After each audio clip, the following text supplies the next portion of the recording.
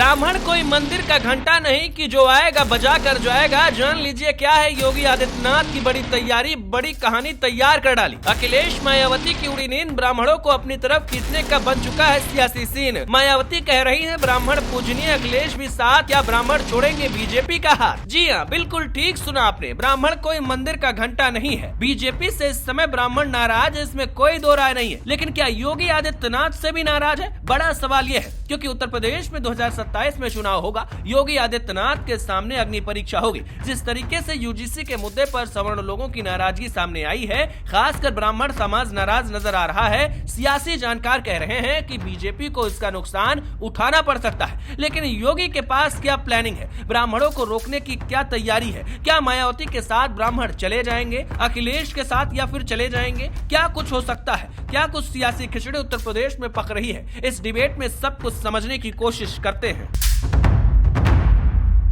नमस्कार, आप देख रहे हैं ना उत्तर प्रदेश और मैं हूं आपके साथ आशीष शुक्ला। तिलक, तराजू और तलवार, इनको मारो जूते चार। जब बात आती है ब्राह्मणों की तो जूते चार मारने की बात की जाती है, लेकिन जब बात आती है देश में चुनाव की, जब बात आती है प्रदेश में चुनाव की, तो ब्राह्मणों को याद किया जाता है। समाजवादी पार्टी ब्राह्मणों को आगे लाने की कोशिश कर रही है, अपने पाले में खींचने की कोशिश कर रही है। मायावती ब्राह्मणों को पूजनीय बता रही है, जबकि योगी आदित्यनाथ की सरकार भी कह रही है ब्राह्मणों के साथ भेदभाव नहीं होने देंगे। मगर सवाल यही है कि क्या चुनाव है इसलिए लोगों को ब्राह्मणों की याद आई? सवाल यही है कि क्या ब्राह्मण मंदिर का घंटा है कि जो अपने हिसाब से चाहेगा बजाएगा? आज इस विषय पर बातचीत करने के लिए हमारे साथ एक विशेष मेहमान है।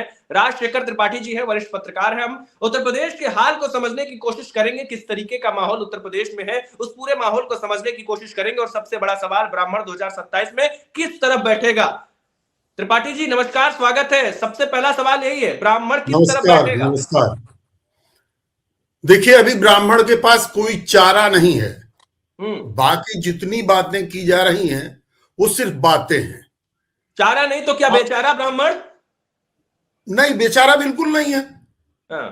वो दूसरों को चारा बनाएगा। अच्छा। और आप अच्छी तरह ये समझिए, जो हम अभी, आप एक मोटी मोटी बात समझिए, जब से सवर्ण आरक्षण, ये यूजीसी वाला मामला है, यूजीसी वाला, तो यूजीसी वाले मामले में ब्राह्मणों का जो गुस्सा दिख रहा था आपको, इसे भुनाने के लिए कौन लोग सबसे पहले आगे आए? कौन सी पार्टियां यूपी के एरिना में, पॉलिटिकल एरिना में एक्टिव हैं? एक बीजेपी, इसकी ओनली प्रेजेंस है लगभग। दूसरे नंबर पर अखिलेश यादव हैं। मायावती एकदम गायब सी हैं। लेकिन मायावती जब अचानक ये मामला सुप्रीम कोर्ट तक जाता है, बवाइला बजता है, तो उनकी पूरी सहानुभूति ब्राह्मणों की तरफ चली जाती है। अचानक पीडीए की बात करने वाले अखिलेश यादव, वो भी कहने लगते हैं कि नहीं, ब्राह्मणों के साथ अन्याय हो रहा है। लेकिन चूंकि वो पीडीए की बात कर रहे थे, तो हमारी तरफ कहते हैं कि घर का भी धन गंवाया, हर इनाम सुने गए। ठीक है, तो फिर अचानक उन्होंने अगले दिन स्टैंड थोड़ा सा बदला अपना, कि नहीं साहब, वो मैं जो है पीडीए के साथ ही हूँ। अभी जब ये घूसखोर पंडित वाला मामला आया, तो वो फिर आ गए, खुलकर विरोध किया। अखिलेश यादव ने घूसखोर पंडित मामले पे कहा कि भाई पंडित को आप लोग क्यों बदनाम कर रहे हैं? खुलकर विरोध किया। जी, हम मतलब यहाँ दिल्ली एनसीआर में बैठे हुए साफ साफ चीजें देख रहे हैं कि अचानक घूसखोर। तो एक चीज पहले आप समझ लीजिए, यहाँ एक चीज समझनी होगी कि 2007 में मायावती ने ब्राह्मणों का खुलकर लाभ लिया। ठीक है। उससे पहले कांशीराम का नारा क्या होता था, वो कहने की जरूरत नहीं है। कुछ लोगों को फिर ये बुरा भी लग सकता है, तिलक तराजू वाला। और 2007 में मायावती कहती हैं कि हाथी नहीं गणेश है, ब्रह्मा विष्णु महेश है। सतीश चंद्र मिश्रा, जो उनके लीगल मामलों के एक्सपर्ट हैं, वो सतीश चंद्र मिश्रा अचानक मैदान में आते हैं और बहुत सारे ब्राह्मणों को एकजुट करते हैं।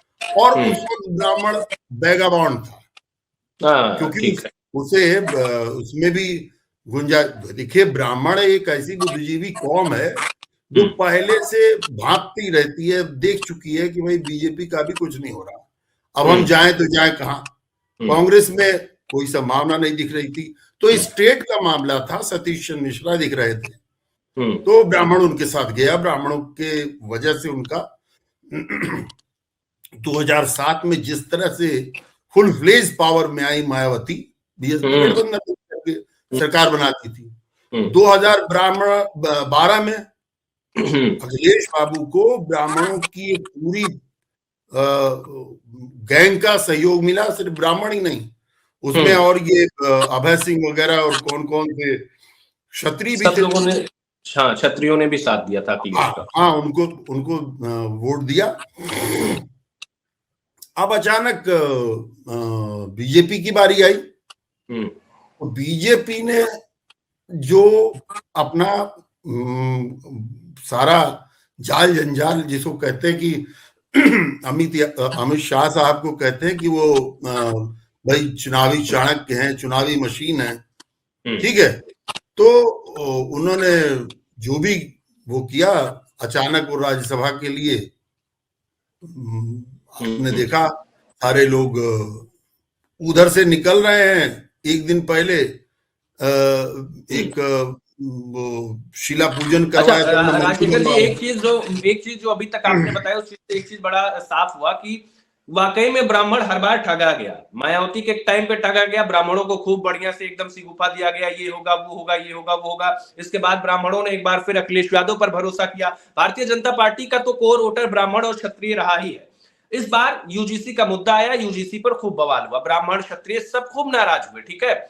जिसके बाद कहीं ना कहीं इसकी एक आहट आई कि योगी के खिलाफ एक साजिश के तौर पर लोगों ने देखा कि चूंकि योगी को आगे अपने आप को साबित करना है, 2027 का इलेक्शन है, और इलेक्शन में तो बड़ा मैटर करता है कि ब्राह्मण किसके बारे में बात कर रहा है, ठाकुर किसके बारे में बात कर रहा है। तो कई लोगों ने कहा कि एक एजेंडा था जिसमें सरकार खुद ही फंसी। लेकिन चलो, जैसे तैसे करके यूजीसी का मामला शांत हुआ, तो योगी आदित्यनाथ ने थोड़ी राहत की सांस ली होगी। अब जिस तरीके से ब्राह्मणों के पीछे समाजवादी पार्टी, इसके अलावा मायावती की पार्टी हाथ धोकर पानी पीकर पीछे पड़ी है, सवाल इतना है कि क्या ब्राह्मण मंदिर का घंटा बनेगा, क्या इधर उधर जाएगा, क्या बीजेपी को नुकसान उठाना पड़ सकता है, बीजेपी को ब्राह्मणों का नुकसान उठाना पड़ सकता है। ना ब्राह्मण 2007 में ठगा गया था, ना ब्राह्मण 2012 में ठगा गया, दोनों बार ये पार्टियां उसकी नहीं है। बाइडेन ने, या कबीले की तरह अगर आप देखें तो कांग्रेस, बीजेपी वरना कांग्रेस, ये दोनों ही पार्टियों में ब्राह्मण मूव करता है, ठीक है। जब उसको मतलब ये मूव करना होता है, ये उसकी स्वाभाविक पार्टियां। एक कहा, मतलब मैं कहता हूं, बहुत सारे लोग इसको एक्सेप्ट करते हैं कि अगर ब्राह्मण, मतलब बीजेपी, कांग्रेस बीजेपी कपड़े उतार दे, कांग्रेस कपड़े उतार दे तो बीजेपी हो जाती है, मतलब खुला हिंदुत्व और जो भी है वो अपना करती है। और कांग्रेस क्या करती है कि वही कपड़े पहन के करती है।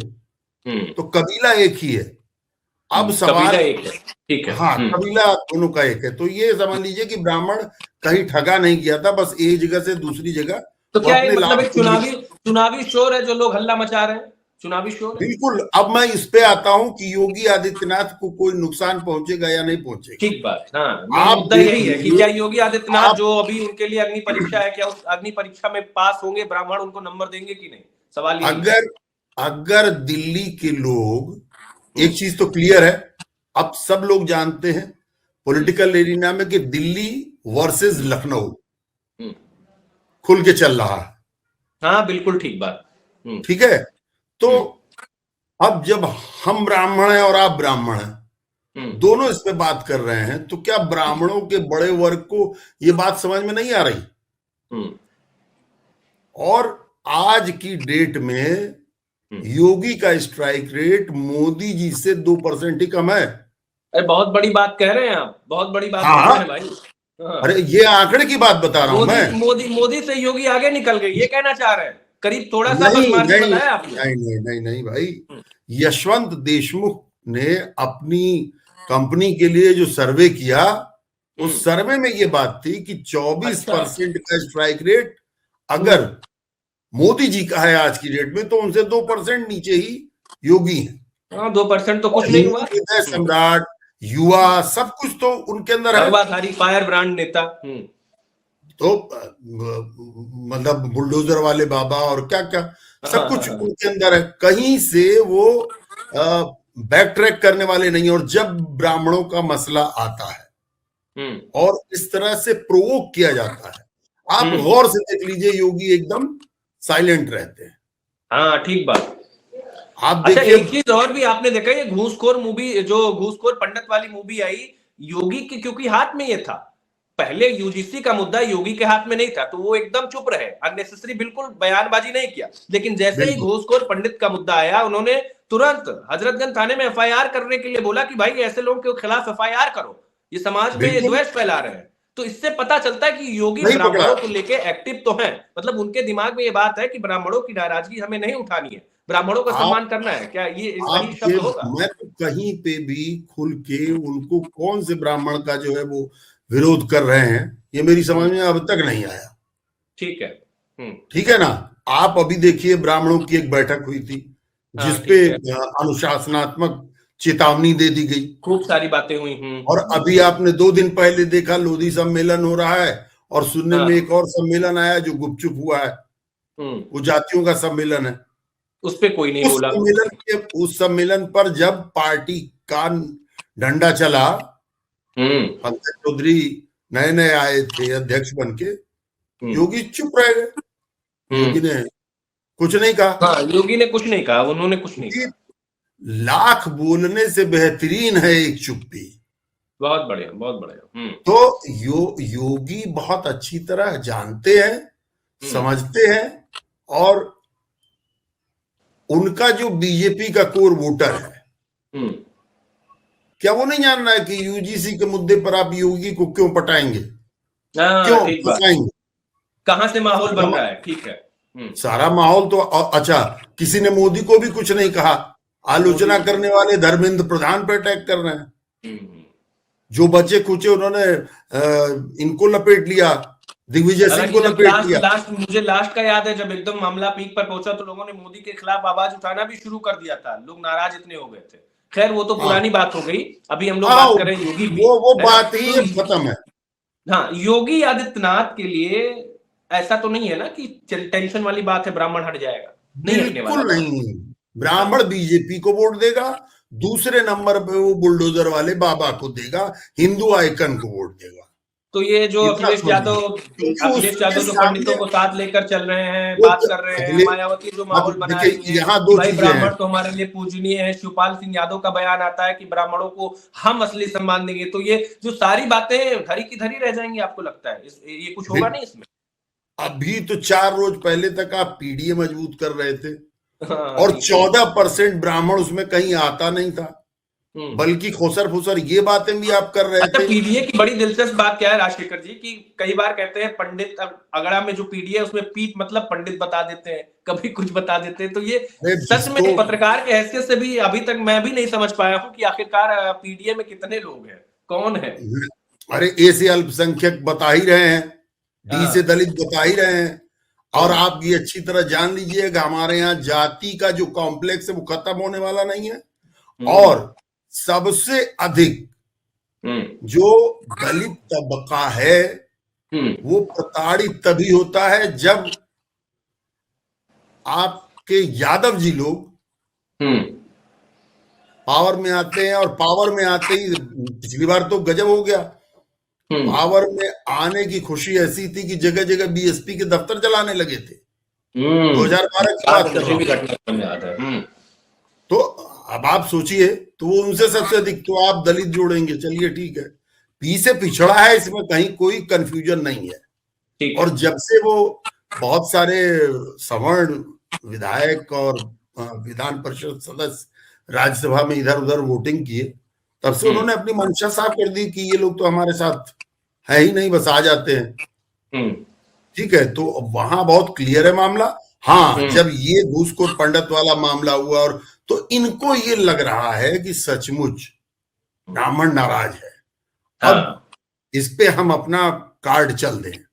लेकिन ये कार्ड चलने से कुछ नहीं होगा। हाँ, मायावती के साथ ब्राह्मण थोड़ी वो दूसरे किस्म की पॉलिटिक्स करती हैं, तो हाँ, मायावती के साथ तो वो 2007 के अनुभव को दोहरा सकता है, और बहुत दिनों की चुप्पी के बाद सतीश मिश्रा फिर बाहर आए हैं।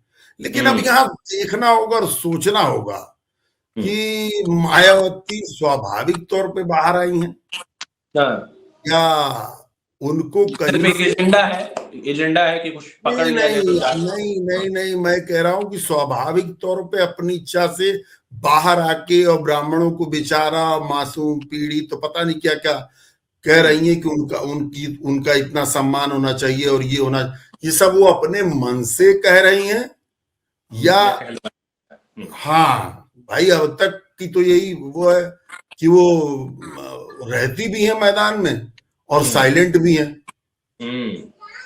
अब कहाँ रहती हैं, क्यों रहती हैं? 27 में वो सिर्फ वोट काटने का काम करेंगी या कुछ और करेंगी, ये तो अभी मोटा यही है कि उत्तर प्रदेश में 2027 से पहले बुलडोजर बाबा का शोर है। बुलडोजर बाबा का कोई तोड़ नहीं है। योगी आदित्यनाथ के साथ ही ब्राह्मण रहेंगे, जैसा कि हम लोगों ने चर्चा की। इधर उधर भगने की जरूरत नजर नहीं आती। बहुत बहुत धन्यवाद राजशेखर जी, आपका बहुत बहुत शुक्रिया, आपने हमें इतना समय दिया। Thank you so much.